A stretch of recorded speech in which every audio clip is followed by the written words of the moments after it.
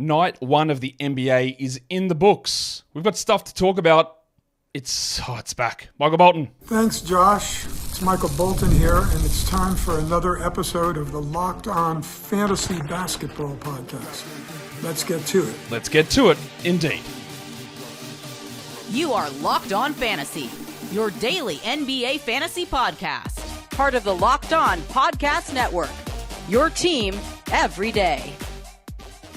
Hello and welcome to the Locked On Fantasy Basketball Podcast, brought to you by Basketball Monster. My name is Josh Lloyd and I cannot wait to get back into jacking guys off.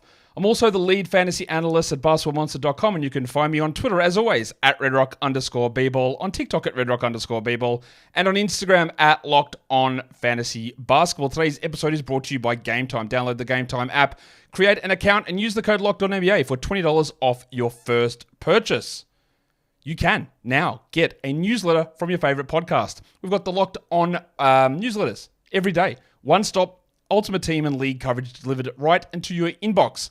Sign up for free now at lockedondaily.com. That is lockedondaily.com. Start your day with the all-new free Locked On newsletter. Thank you also for making Locked On Fantasy Basketball your first listen every day. We are free and we are available on all platforms. You give it a thumb and a double bang and a comment.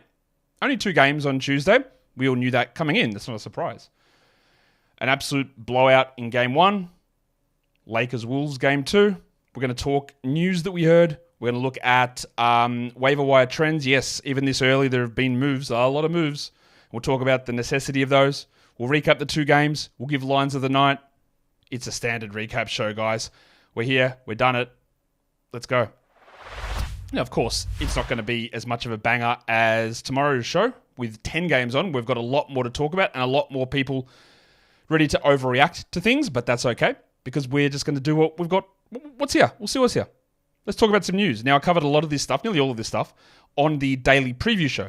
And fewer people watch the preview show than watch the recap show. That's cool. I get that. But in that recap show, or in that preview show, I always talk about injury updates for the day coming, interesting stream options, that sort of thing. I don't want to recover things as best I can. The big things I will, but a lot of that injury update stuff will get covered in that show. But the big news is, of course, that Joel Embiid is out for this week. Paul George is out for tomorrow at least. I would expect this week too. So Andre Drummond, yeah, we're going. Kelly Oubre's value up. One of the Martins will probably start, Caleb or KJ. Eric Gordon's probably going to start. Big value opening up there in Philadelphia with both of those players out. In Charlotte, the big fella's gone, mate. Mark Williams is just shockingly enough for 2 reasons. They didn't label him doubtful, so we actually know that Mark Williams is out. And that, to me, you can give all, and I don't blame anybody for not giving the Charlotte medical staff and the Charlotte Hornets in general any benefit of the doubt. I don't blame you for that. But the medical staff and the medical reporting, they gave an accurate report. Mark Williams is out. He's resumed on-court activities. We'll update when necessary. That's good. That is better than the doubtful tag of every player for the last 2 years. I'm relatively confident Mark is coming back soon. I wouldn't bother that much with Nick Richards. It's not like the Hornets' schedule's super good this week. I think Mark might actually say hi to us next week and be ready to go. We've got positive news about Devin Vassell, and that he's tracking along nicely, so he'll be, again, reevaluated November 1st and then coming back sometime after that. So that's good there's been no setback. Doesn't mean he's back earlier, but good there's been no setback. And then I got a weird one from the Kings, where they're talking about Kevin Huerter getting cleared to play, and old mate Mike, but he's questionable for tomorrow, Huerter. And Mike Brown's gone, yeah, when he comes back, he'll start. Excuse me, mister? Didn't you tell us that Keon Ellis was starting? Why are we going back to Kevin Huerter starting? So this Kings team is just going back to, we don't care about defenses at all. Interesting for daily fantasy stuff, attack the Kings because their defense is going to have DeRozan, Huerter, Sabonis. Oh my God, it's going to be horrendous. Like horrendous. If this is the case and Huerter starts and Alice comes off the bench and plays 22 minutes, and yeah, we know what Mike Brown does. He yanks guys around based on did your first 2 shots go in. But when you come off the bench versus coming off starting, the upside to hitting 27, 28 minutes is way harder coming off the bench because you don't have the ability to give the Mike Brown special of hitting 2 shots in a row then playing 30 minutes. You don't have that ability when you come off the bench. So this would mean to me that Keon, wait until it happens, but Keon, whose upside was very low anyway, becomes a drop or a specialist steals streamer. Nothing much more than that. Let's have a look at what moves did transpire across the waiver wire over the last 24 hours or so. and see how people have reacted to things that have gone on in the fantasy basketball world so far. The most added player, you'll be shocked to know, is the guy in LA. It is Dalton Connect 4. Of course it is, because A, there's the advantage that he played today in this game. Yep. But because he had a crazy game the other day and he plays for the Lakers. Now, as you know, when I record these recap shows, I record the start of them while the final game is going on, and then I record the recap of the final game at the end. So I don't know how that Lakers and Wolves game has gone, but what I do know is that by the time of me recording this, 8 Lakers players had entered the game, and Connect was not one of them. So he's at this early stage, he's not a big part of the rotation, but I don't know how that's going to pan out.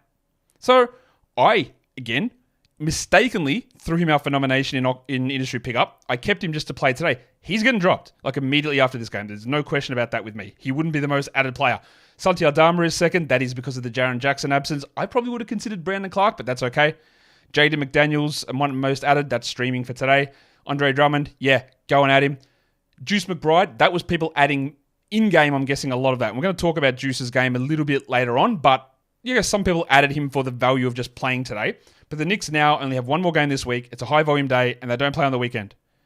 We'll talk more about that, but that is one of the ultimate panics. So if Juice McBride was added in your league, go and have a look who got dropped. Because someone already messaged me and said, hey, someone added Juice McBride in my league and dropped Walker Kessler. All right? Go and have a look. Go and have a look in your league. Go and have a look. Who, if Juice got added, who got dropped? Because that might be your initial bang move of the day. One of the other most added guys is Peyton Pritchard. That was streaming. Talked about Pritchard a lot. Stream him in. Got the Tuesday, Thursday. Great. No problem. Didn't do anything today. But on a general, everyday basis, until they start resting guys every second game, there's not enough for Pritchard to do. We literally saw this last season. He'd play 18 minutes a night. You'd look at it when the schedule makes sense and when they're resting guys, but that's it. He's not this must-roster guy who's going to have a breakout. That opportunity does not exist. The most dropped player on Yahoo is Asar Thompson. Now, Asar is not going to be... He's not playing tomorrow. He's, I would say, out for a few more weeks at least. I stressed this in every single mock draft that we did, that he was not going to be ready. And there are a lot of other players that can take those minutes. I actually don't have a problem with dropping Asar Thompson. Now, why you would have drafted him just to drop him before game start is beyond me, but it happened. The second most dropped player is Isaiah Hartenstein, which obviously is insane. Now, if you are playing a league without IL, that is also crazy, and you are worsening your fantasy basketball experience. But if Hartenstein was dropped in your league and you've got the ability to add into IR, you do it every single day of the week. So please go and have a look at that. Kelly Olynyk was dropped. I wouldn't have drafted him to begin with, but he's out for tomorrow. Cool. The Winter Soldier, Max Strus, he's out as well for a long time with a serious ankle injury. He's dropped in 10, 12, and 14 team leagues without too much problem. I wouldn't even bother stashing him. Noah Clowney's been dropped. Why did you draft him? With the understanding that you're sort of stashing to see what happens and then dropping before the first game goes so you can stream in Peyton Pritchard. If that is you, and you're welcome to the show if this is the first time for you, but if that is you that did this, get ready. You are going to get insulted. You will get praise for certain things, but you will get insulted. And sometimes we need to hear that, don't we? You're an idiot. Why would you have drafted Noah Clowney just to drop him before the first game when we don't know how they're going to use him? Now, if someone dropped an Isaiah Hartenstein, you've got the ability to add him into your IL and as a, what's his name? Casualty of that, Clowney has to go. I get it. But to stream in a pseudo back-to-back of Peyton Pritchard is nonsense. Fix yourself. The last one there to be dropped over the last 24 hours is Malcolm Brogdon. Like, what? What happened? Malcolm Brogdon got hurt 4 weeks ago. And now you're making it... What? I don't know. Sometimes I just don't know. Today's episode is brought to you by FanDuel Sportsbook. You're watching the game. You get ready for a big return because the new season is here. And that's what FanDuel brings you. America's #1 sportsbook. You're watching that game. You got a hunch. You got an idea. You got an inkling that something's about to develop. So you open up FanDuel. You take a look at the betting page. You have a look at the different odds that are cracking right there, right now. And in that same page, you can have a look at the live stats. They're ticking over. You can have a look at the live play-by-play. And you can use your eyes. You can be a merger of that meme of the guy looking out the bus window into the sunshine and the other one looking at the side of the rocks. The one who's using the data and go, oh, what about all this? And the other guy who's watching go, pure hooper. Hezi, tween, midi. Combine all that together and place the right bets. If you're a new customer on FanDuel and place your first $5 bet, you also get $200 in bonus bets back, guaranteed. So head across to FanDuel, place that first bet, get your bonus bets, and also don't forget to gamble responsibly.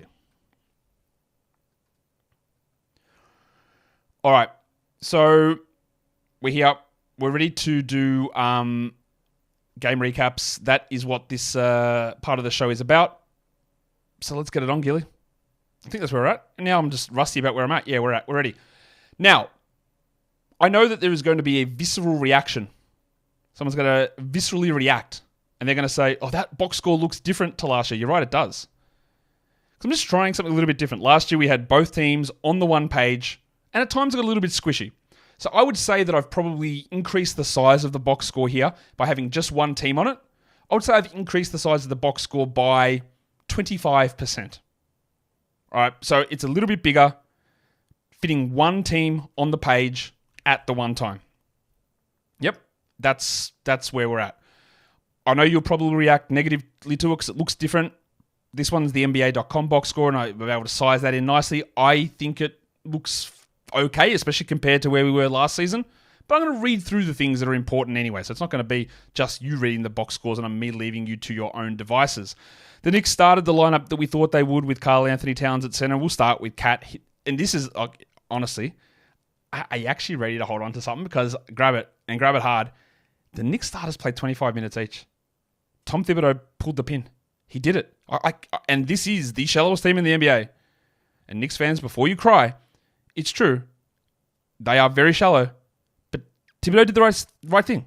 Like, he preserved some of the minutes here. Because he doesn't have any ability to do this. And I think all of the things that I feared about the Knicks when I did the season over, win total over under stuff, looked here. This is where it looked. Like, they were second favorite in the Eastern Conference. I had them at 48 wins or something. Didn't look good. Don't overreact to too much here. Brunson. We got Cat, 12-7. No blocks. 56% shooting is good. The rebounds are good. The minutes are strong. Well, no, they're not strong, but that production in those minutes are good. Now, on defense, he looked really bad. But it is hard against literally the best team we have seen since the 2017 Warriors. That's how good this Celtics team is. Now, there's a lot of knee-jerk reactions. I don't think that Tibbs is going to knee-jerk necessarily. I think they'll move Josh Hart to the bench and they'll start Sims and Towns. What that means is then it requires a lot of staggering because there's no other centers who are going to play. There's none. Maybe they do it. I don't know. But the fact that they made the Randall trade to get a center, not to get a power forward to play next to Jericho Sims. If they wanted a power forward to play next to Jericho Sims, they had Julius Randle. So if they immediately move to a Towns-Sims pairing, then that trade, I'm sorry, is a failure. Because that is what they made the trade for, to get a center. The trade was precipitated off the Mitchell Robinson injury. They traded to get a center, not someone to play with Jericho Sims. Now, they're missing center depth, obviously. No Achua. No Robinson.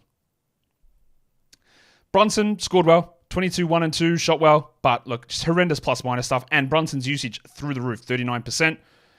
OG Anunoby, just the opposite, 11% usage. He looked disinterested, but like he shot 14%. So before we overreact, go 4, 5, and 3 and a steal's bad. Yeah, it is. I agree. 14%. You know what we're going to do? 1 of 7. What if he goes 4 of 7? Right? 3 extra shots. One of those is a three-pointer. That's 7 points. That becomes 11, 5, and 3 with a steal. 2 of 2 from the line. And you go, you know what? I'm actually really happy with that.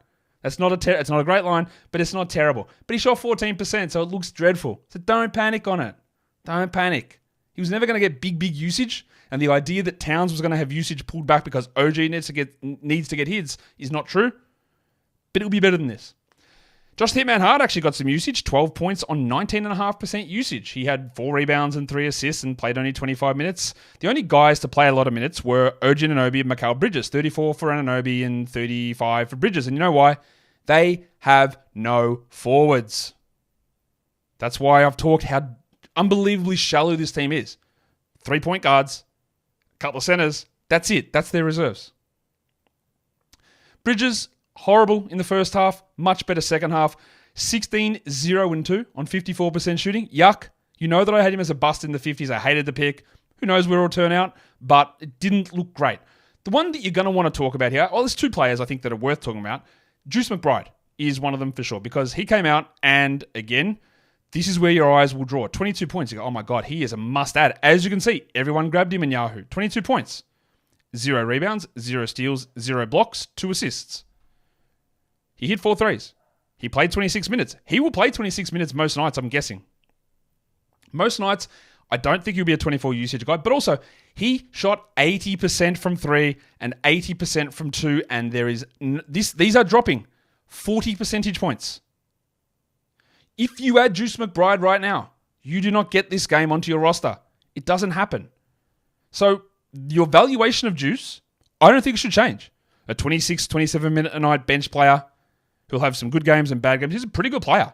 But this is not a must-grab scenario. It is not in any way a must-add scenario for me for Juice.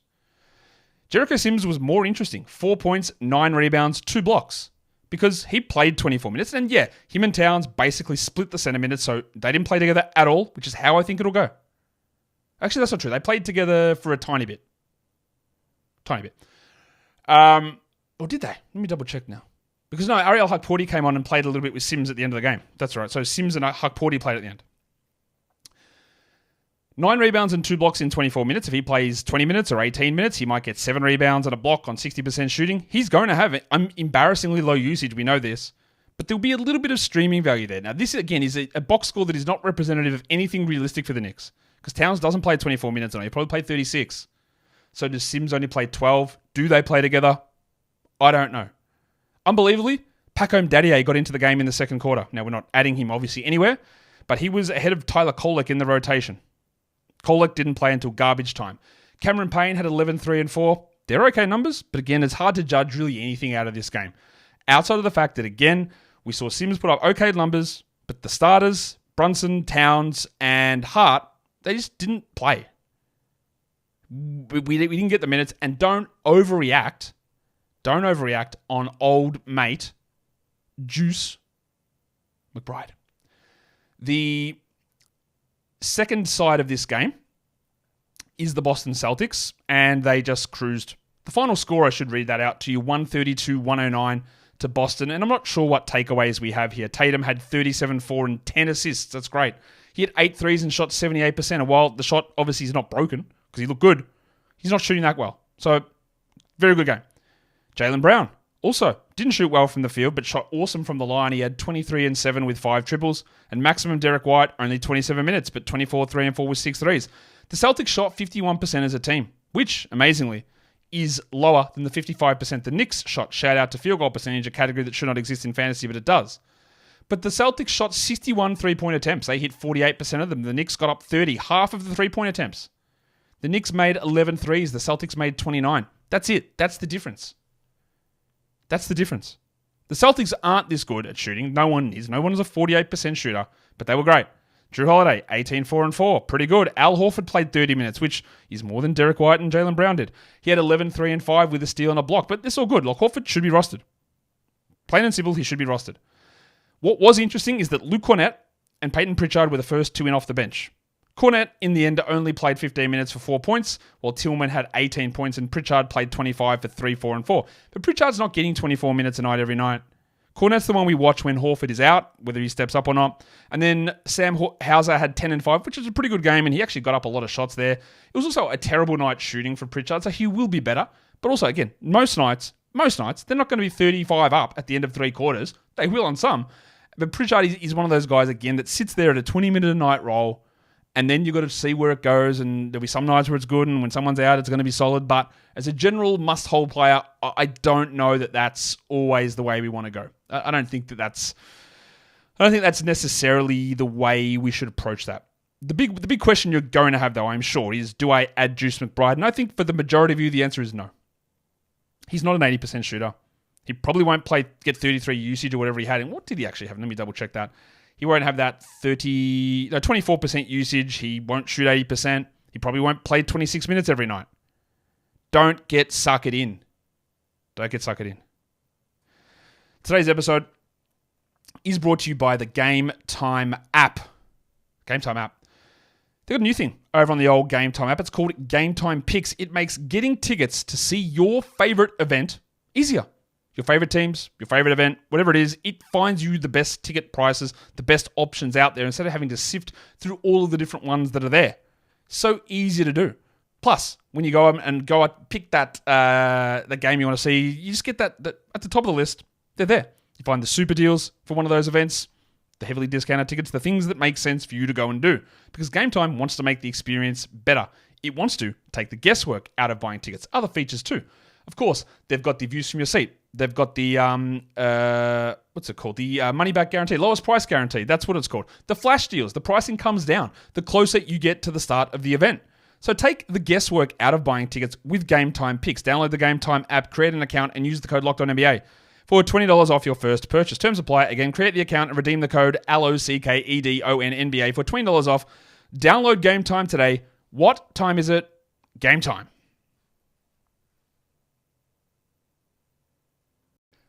Let's go into the second and final game of the day. The Minnesota Timberwolves taking on the LA Lakers.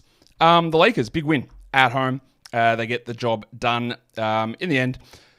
We knew what was going to happen with the Lakers. We knew they were going to try the Bronny Senior and Bronny Jr. playing together, and they did, but they still get the win, 110-103. We'll start on the Minnesota side of things.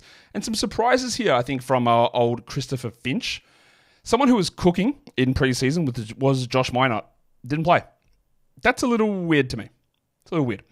I expected that Rob Dillingham wouldn't play, and we talked about that over the last week and a half. If you have Rob Dillingham in a 10-team or a 12-teamer, probably a 14-team leaguer, should we do the first one? Should we get the first one going of the season? Yep, move on. Ant played 41 minutes. 27 points on 25 shots stinks. Five triples, no defensive stats, 6 and 3, 2 of 3 from the line. This is why when we're talking about him being number 10 in category league rankings, it made no sense. This is one game, obviously, but there's a very big pattern of this is the way that he plays. And we needed to see a bunch of stuff change for him to get up to that level. More free throws, more efficiency, more defensive stats, more assists. Didn't happen. Could happen. Didn't. Gobert had 13 and 14. He played 35 minutes in this one, and they were just a little bit discombobulated. Julius Randle had 16, 9, and 4, which is a very Randle line. Of course, you'll know the number of steals and blocks that he had. It was 0. And he was actually pretty efficient, 50% from the field. The 5 of 7 from the line, yeah, you could do better there. But overall, like from a game where he didn't look great, the stats for Randle were fine. One of the things we wanted to see was what would happen with Dante DiVincenzo, and he played 32 minutes. Very interesting. Now, he had 10 points on 27% shooting, which is obviously bad. He had just 3 assists, which is not great, but he had 2 steals and 2 threes. Overall, it was a fine game. But how much do we read into this? And this is why, right? Mike Conley played 20 minutes. 20 minutes only. He was not particularly good. Hold Mike Conley.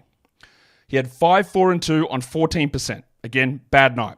Jaden McDaniels, who's also terrible for fantasy and is only streamable on these sort of days, had 5 fouls in 16 minutes. So he would normally be a 30-minute-a-night player. Now, we saw the extra minutes go to Nickeil Alexander-Walker. We saw extra minutes to DiVincenzo. But this, I don't think, is representative of the every-night rotation. Because I don't think Conley's a 20-minute-a-night player. And I know that McDaniels isn't a 16-minute-a-night player. I'm not here to tell you that they don't have their struggles and age for Conley and fouls and offense and any of that for McDaniels. It all is true. But they combined for 36 minutes, Conley and McDaniels. And it's not like they gave extra players off into the rotation extra minutes. It was DiVincenzo and Alexander Walker. We're holding Dante, but I don't think this is the regular minute split. Alexander Walker is definitely not playing 28 a night. He shot well, 71%, but that's how you get to 14 points on 7 shots. Not much else there. Do not overreact to that. Do not overreact to it. He plays Thursday, so maybe there's something here and that's it. Naz Reid, only the 26 off the bench. This is again why this does not tell us the story of the whole season. But Reid played 26 minutes. He had 12 and 4 on 38%. And that when people were going inside the top 100 for it, I didn't get it. At 120, 130, go for it. But I didn't think that this huge opportunity was opened up because of the trade. That's not what I thought. So far, I think it's modest returns from that one from the big Wizard of Noz. We should go into the other side of things because that is the victorious LA Lakers. We'll talk about Anthony Davis because he crushed it. 38 minutes. Big minutes under JJ Redick. 36 and 16. A little bit below average on the field goals, but the free throws have been a real struggle for Davis in the preseason. Unbelievable stuff here. What did he go? 12, 13? The 13 of 15 for 87%. That is a huge start to your week there.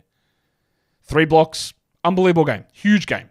LeBron played 35 minutes, so that's the area we think for minutes. He wasn't as active in this game. He shot poorly. 16, 5, and 4 with 2 blocks. Not a very good LeBron game, but these guys played in the Olympics. He's 40 years old. There would have been a lot of pressure and stress for LeBron, I'm guessing, playing with Bronny in his first game. That I'm not going to write him off and say he's finished or anything like that. Similarly, I'm not going to get overly excited about Rui Hachimura. He played 35 minutes. That's a lot. 18 and 5 is very good. He shot 50% from the field, also really, really strong. And he didn't shoot well from 3. It was a really good game from Hachimura. 2 steals and a block is fine. I've seen a lot of Rui Hachimura games before. He does this. I am not convinced at all that Hachimura is anything more than a streamer. He could be more, and obviously the value of him in a points league is way higher. And you would consider him as a 12-team points league player. And having him today on a streaming option, totally okay. But I'm not looking at this as a standard Rui Hachimura scenario. Like, how many times are we going to look at this and go, yep, Rui's going to outscore D'Angelo Russell, Austin Reeves, and LeBron James? How often is that realistic? Like, never. Right? It's not realistic. Bad nights for Reeves and Russell. 9 points for D'Lo with 5 assists and 2 steals. And Austin Reeves had 12, 9, and 4. Don't worry about it. They will be okay. The usage, the minutes are all strong. If you have absolute shit for brains, like, I don't know, someone you might know that might have, in a 12-team league, decided they were going to get Dalton Connect onto their team in an auction for $1. Maybe you know someone like that. I'm not sure. He had 5 points. He was the 9th man in the rotation. He played 16 minutes. He had 5, 1, and 2. Exactly, Jack. This does not preclude Dalton Connect from being good in the future. This does not preclude Dalton Connect from being streamable at any point for other times. But the 9th man in the rotation. One of the great examples in this game of him having that huge preseason game, Josh Minot absolutely cooking in preseason, and them doing combined nothing in this game. One of the great examples of that. Gabe Vincent had 17 minutes. Bronny played 3 minutes, and he won't play again for a while, I'm guessing. That was gifted minutes. I hate that they only played Max Christie 11. That's a little bit frustrating. While Gabe Vincent had 2 points in his 17. But overall, the bench didn't really provide a huge amount for this Lakers team. That's the 2 games done. We should just go in now and do Monstrous Line of the Night. What do you think?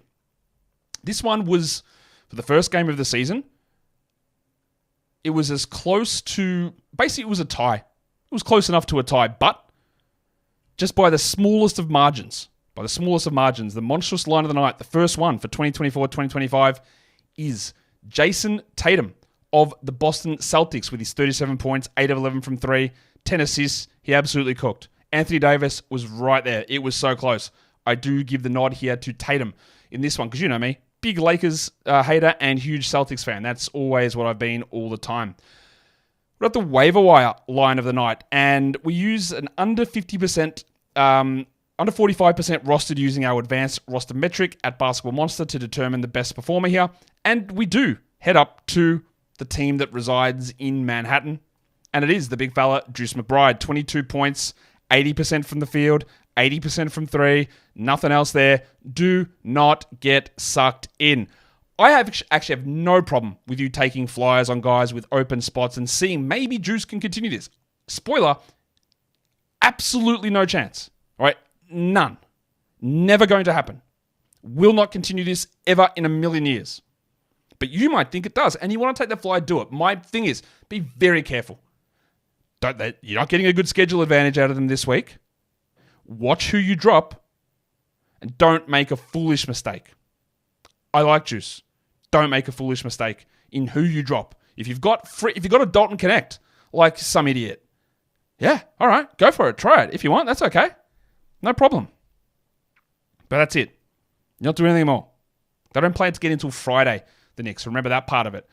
Your young gun of the night, and usually when we're doing it on a 2-game slate, it can be a little bit wonky because there weren't many first or second year players that pushed their way into this discussion. In fact, the the literal best performer as a rookie was bad, and it was Dalton Connect. 5 points, 2 assists, he had a steal.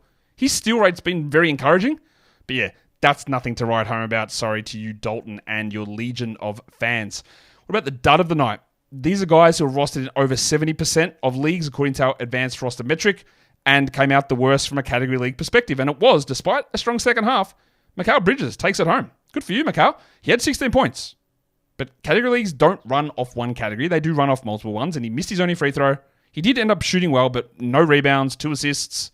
A very, very empty line overall gets him the dud of the night because of some negative contributions. Now, you can make some arguments about that. It doesn't really matter. These are all made-up things that don't matter in the end. But he was the guy, according to the ranking metrics, again, with my weightings and all that sort of stuff, that put him in that position. Let's round out the show by taking a look at the top 6 players across some different formats that we've got. The top 6 category league players for today. Like I said, Jayson Tatum was tied with Anthony Davis up at number 1. Then it was a bunch of Celtics. Derek White, Jaylen Brown, Drew Holiday, and then Rudy Gobert came in at number 6. Your top 6 players, and I used, for this one, for the waiver wire top 6, I used under 50% rostered on Yahoo. Your top 6 were Al Horford, just needs to be rostered. Juice McBride, Jericho Sims, Nickeil Alexander-Walker, Cameron Payne, and Jackson Hayes. The only one we're really paying attention to there is Horford for 12s, McBride and Sims for deeper formats, and nothing really to pay attention to with Nickeil or anything along those lines. And lastly, your top 6 players from a Yahoo points format scoring system: Davis, Tatum, White, Brown, Reeves, and Gobert. Give you that top 6 players in that position. And that is our first daily recap show in the books. Tomorrow, going to be a banger. We have got the 10 games on. We're going to have the preview show in the morning, and then the afternoon for you guys, and then we'd go into the full recap where there's going to be lots of things we try not to overreact to, and we try and sort through the things that are important and the things that are not. Hit a thumb up, subscribe, and guys, we are done here. Thank you so much for listening, everyone. See ya.